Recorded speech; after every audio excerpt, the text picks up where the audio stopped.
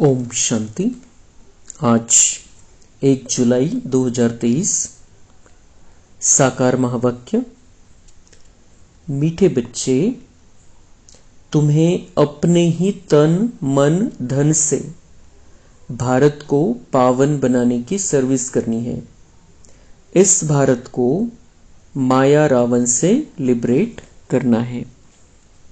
प्रश्न है, जो बच्चे देही अभिमानी रहने का पुरुषार्थ करते हैं वह किस फिक्र से छूट जाते हैं?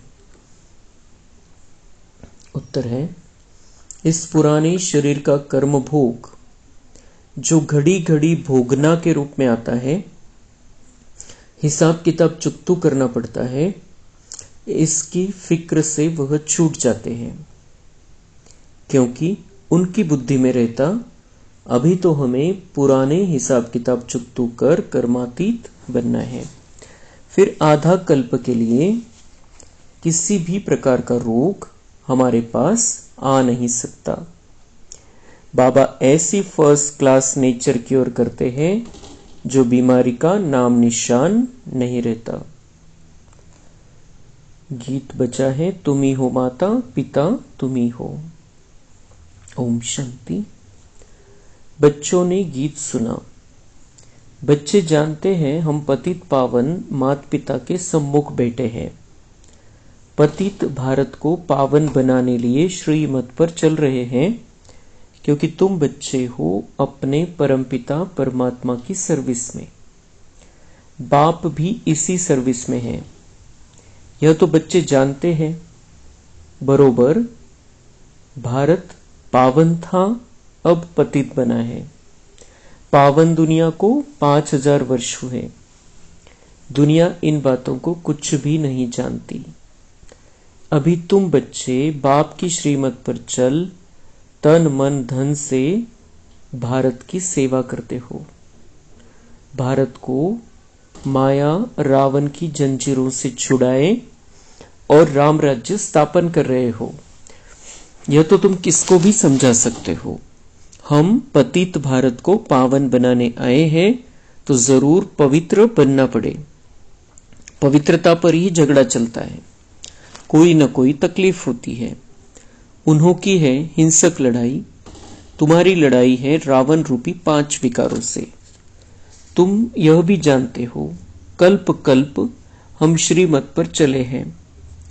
इस समय सारी दुनिया रावण की मत पर चल रही है। श्रीमत से तुम दैवी मत वाले देवता बनते हो। अभी तुम ब्राह्मण वर्ण के हो। तुम सारी दुनिया को पतित से पावन बनाते हो। बेहद का बाप आते हैं बच्चों के पास। बच्चे कहते हैं, हम तन मन धन से भारत को फिर से दैवी राज्य बनाते हैं, क्योंकि भारत सतयुग के आदि में राजस्थान था। हम अपना दैवी राज्य स्थापन कर रहे हैं। जैसे बापू गांधी ने तन मन धन से सेवा की। जेल में गए तो तन की सेवा हुई ना, मन भी उसमें लगा हुआ था।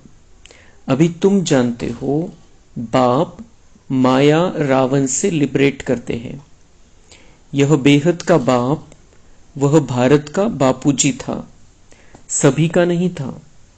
वैसे भी बुजुर्ग को बापूजी कहते हैं, मेयर को भी बापूजी कहते हैं। फादर्स तो बहुत हैं। तुम्हारा फादर एक है, दूसरा न कोई। बेहद का बापू एक है, शिव बाबा। वह भारत को पावन बनाने की सर्विस में उपस्थित हुए हैं। जरूर कोई शरीर में आया होगा, साथ में मददगार भी होंगे, अकेला तो नहीं होगा। तुम शिव शक्ति सेना हो। तुमको समझाने में बड़ा सहज है। उन्होंने भारत को स्वतंत्र कराने में कितना सहन किया। अबलाएं भी जेल आदि में गई। जास्ती दुख पुरुषों ने उठाया था। अभी फिर तुम माताओं को बहुत दुख सहन करना पड़ता है विष के कारण। तुम समझा सकती हो बाप आया है नई सृष्टि रचने, तो पहले पहले ब्राह्मण चाहिए, ब्रह्मा मुख वंशावली ब्राह्मण, फिर तुम देवी अर्थात विष्णु की वंशावली बनते हो। यह बुद्धि में रहना चाहिए। बरोबर हम बाबा के साथ मददगार हैं। श्रीमत पर तो हजारों लाखों को चलना है। बापू को भी बड़ी सेना थी, उनमें भी कोई अच्छे नामी ग्रामी थे, कोई कैसे थे। उस बापू ने फिरंगियों यानी अंग्रेजों से छुड़ाया। अभी तुम बच्चों को रावण दुश्मन से छुड़ाने के लिए श्रीमत दे रहे हैं। जैसे वह कहते हैं हम स्वराज्य स्थापन करते हैं, तुम्हारी बुद्धि में है हम श्रीमत पर दैवी स्वराज्य स्थापन कर रहे हैं। कदम कदम पर श्रीमत लेनी पड़ती है। श्रीमत से श्रेष्ठ बनेंगे। हर एक का कर्म बंधन अपना अपना है। कर्मातीत अवस्था को पाने के लिए अंत तक पुरुषार्थ करना पड़ता है। कर्मातीत अवस्था अभी आई नहीं है, अजून बहुत पुरुषार्थ करना है। कर्मातीत अवस्था वह जिसमें शरीर को भी कोई दुख न हो। पुराने शरीर को तो अंत तक दुख होता ही है। ऐसे नहीं कि सब संपूर्ण हो चुके हैं, कर्म भोग चुकतू करना है। कर्मातीत अवस्था जब तक हो तब तक माया के तूफान, कर्मों के हिसाब किताब की भोगना चली आएगी। उसका फिक्र नहीं करना है, बाप को याद करना है। बाप कहते हैं देही अभिमानी भव। यह अक्षर अभी के ही है जो गाए जाते हैं। मनुष्य तो जानते नहीं इसका अर्थ क्या है। अभी तुम जानते हो सोल कॉन्शियस से हम अकेला होकर बाप को याद कर सकते हैं। अब सोल कॉन्शियस बनना है, पुरुषार्थ करना है। मैं आत्मा हूं, बाप को याद करती हूं। सर्वव्यापी कहने से हम किसको याद करें? बाप ने समझाया है शांति के लिए कहां जाना नहीं है, कर्म तो करना ही है, अशरीरी होकर रहना है। हम आत्मा है, यह ऑर्गन्स है। आत्मा का तो स्वधर्म है ही शांत। हम बाजा नहीं बजाते। वह सन्यासी आदि तो हठयोग करते हैं, प्राणायाम चढ़ाते हैं, फिर अभ्यास करते हैं, खड्डे में जाकर अनेक प्रयत्न करते हैं। यहाँ हठयोग की कोई बात नहीं, सिर्फ नॉलेज को समझना है। गॉडफादर की नॉलेज को कोई नहीं जानते। या तो कह देते गॉडफादर तो सर्वव्यापी है, इसको ही कहा जाता है मिथ्या ज्ञान। तुम अब फादर को जानते हो, सभी का फादर एक है। वही आकर सृष्टि को पतित से पावन बनाते हैं। तुम बाप के साथ मददगार हो। पतित से पावन बन फिर पावन दुनिया में चलेंगे। वहां पावन दैवी राज्य चलता है। पावन दुनिया के लिए तुम राजयोग सीख रहे हो। फिर टीचर बन तुमको सृष्टि चक्र का ज्ञान देते हैं, जिससे तुम स्वदर्शन चक्रधारी बन चक्रवर्ती राजा रानी बनते हो। गृहस्थ व्यवहार में रहते हुए इस अवस्था को जमाना है। तुमको कितना सहन करना पड़ता है, मार खाते हैं। इस यज्ञ में आसुरों के कितने विघ्न पड़ते हैं। अबलाओं पर अत्याचार होते हैं विकार के कारण। कांग्रेसी उस जेल में जाते थे, तुम फिर कंस जरासंधियों की जेल में बंद होती हो। कंस जरासंधियों की जेल में बंद होती हो। थोड़ा सहन करना पड़ता है। पावन बनने में मेजॉरिटी तुम्हारी है। हाँ, कोई कमजोर पुरुष लोग होते हैं तो फिर स्त्री का सहन करना पड़ता है। नहीं तो भारतवासियों का कायदा है 60 वर्ष के बाद वानप्रस्थ अवस्था को धारण करना। फिर गृहस्थ को छोड़ चाबी बच्चों को दे देते हैं कि संभालते रहो। सपूत बच्चे अच्छी रीति संभालते हैं। बाप ने सेवा कर बड़ा बनाया, फिर बच्चे का फर्ज है संभालना। कहेंगे आप सत्संग आदि करो, हम संभाल करते रहेंगे। आजकल बच्चे भी दुश्मन बन पड़ते हैं। तुम बच्चों की युद्ध है माया रावण के साथ। उन्होंने फिरंगियों से लिबरेट किया गांधी की मत से। तुम पर माया रावण ने 2500 वर्ष राज्य किया है। यह माया बड़ी बलवान है। उनको तो लिबरेट करने में 40-50 वर्ष लगे, मेहनत लगती है। यहां भी तुम श्रीमत पर जीत पाते हो। रावण तुम्हारा बड़ा पुराना दुश्मन है। तुमको गोली मारती है माया दुश्मन। काम का है सबसे बड़ा बाम। माया से बड़ा खबरदार रहना है। बाबा कहते जितना तुम याद करेंगे उतना खुशी का पारा चढ़ेगा। तुम जानते हो हम ईश्वर की औलाद बने हैं। श्रीमत से स्वराज्य स्थापन करते हैं 21 जन्मों के लिए। कांग्रेसियों ने स्वराज्य लिया अल्पकाल के लिए। वह कोई स्वराज्य नहीं है और ही मुसीबत है। परंतु यह तुम जानते हो मृग तृष्णा के समान राज्य मिला हुआ है। कांग्रेस कैसे बनी यह की गीता भागवत में नहीं है। अभी तुम समझते हो उनको तो कुछ नहीं मिला करके एमपी आदि बने, सो भी अल्पकाल क्षणभंगुर के लिए। अब तो सब दुखी है। हम स्वर्ग की स्थापना कर रहे हैं। ड्रामा में विजय तो तुम्हारी नूंदी हुई है। तुम राजयोग सीख रहे हो। जानते हो हम सूर्यवंशी बनेंगे। बाबा पूछते हैं तुम सूर्यवंशी बनने के लिए पुरुषार्थ करते हो व चंद्रवंशी बनने के लिए? तो कहते हम सूर्यवंशी का करते हैं। मम्मा बाबा कहने वाले तो जरूर सूर्यवंशी ही बनेंगे। इसको कहा जाता है फॉलो फादर मदर, मात पिता है ना। यह सूर्यवंशी महाराजा महारानी बनते हैं। यह तो सबको 100% निश्चय है। मात पिता बच्चों को कहते तुमको भी पुरुषार्थ कर तख्त नशीन बनना चाहिए, पुरुषार्थ करके फॉलो करना चाहिए। कोई शुभ बोलते हैं तो कहा जाता है अच्छा तुम्हारे मुख में गुलाब। अरे सूर्यवंशी बनना कोई कम बात थोड़ी है। कितने हीरे जवाहरों से सजे हुए महल होंगे, कितना ऊंच पद है। विचार करने से रोमांच खड़े हो जाते हैं। बाबा हमको कितना ऊंच बनाते हैं। हम तो कुछ भी नहीं जानते थे। गावड़े का छोरा गाया हुआ है ना। गावड़े का छोरा कोई श्री कृष्ण नहीं था। यहाँ गांव वाले कितने आए हैं। गरीबों का ही सौभाग्य है। साहूकारों का तो हृदय विदीर्ण हो जाता है। बाप कहते हैं मैं हूं ही गरीब निवास। देखते हो कौन कौन आते हैं वर्षा लेने। तो कोई भी मिले बोलो हम भारत की सर्विस में हैं, तन मन धन से भारत को स्वर्ग बनाने की सेवा करते हैं। तो कोई भी इनकम टैक्स वाला ऑफिसर होगा तुमको झट माफ कर देगा। उस गवर्नमेंट के पास तो बहुत पैसे बर्बाद होते हैं। तुम्हारे पैसे तो भारत को आबाद करते हैं। कितना फर्क है। किसको भी समझाओ तो वह चक्रित हो जाए। ओहो यह तो बड़ी भारी सर्विस करने वाले हैं। ऐसी सर्विस करो, बहुत बहुत मीठे बनो। सच्चे साहिब से सच्चा होकर रहना है। सच्चे साहिब को याद भी करना है।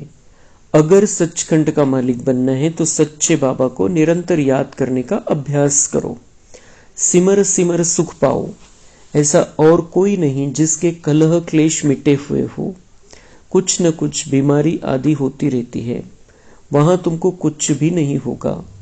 पाप ऐसा नेचर क्योर कर देते हैं जो तुम कभी रोगी नहीं बनेंगे। 21 जन्म तुम निरोगी बन जाते हो। तो इतना नशे में रहना चाहिए। फर्क समझाओ। पांडव कौरव क्या करत भय। उस बापूजी ने क्या किया, यह बेहद का बापूजी क्या करते हैं। बाप तुम्हें रावण की जंजीरों से छुड़ाते हैं। उस बाप को याद करने से तुम्हारे विकर्म विनाश होंगे।